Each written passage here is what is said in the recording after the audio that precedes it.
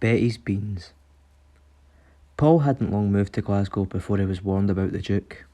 He'd ask his new neighbour if he knew of anywhere in the city he could get a decent drink for a reasonable price and a chance of getting off with someone.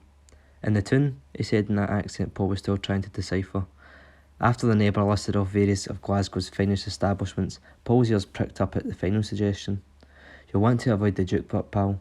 My mate went in there after his work one night and the place was full of all sorts of queer hawks.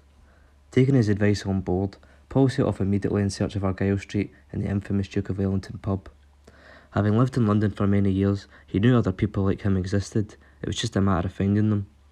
He assumed Scotland would be no different, but he didn't expect to find them upon arrival. He got to the Duke for around 7 p.m. and waited for it all to kick off. 7 passed, then 8, then 9. Paul was ready for giving up, when suddenly Betty entered the pub. "Rack 'em up, Davy, I've had a hell of a day in court."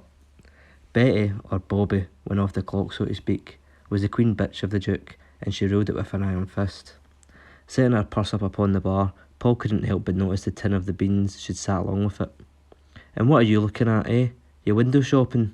You couldn't afford this dress in a million years, the state of that shirt you're wearing. No to mention." As Betty continued with the verbal battery, Paul laughed amused to himself.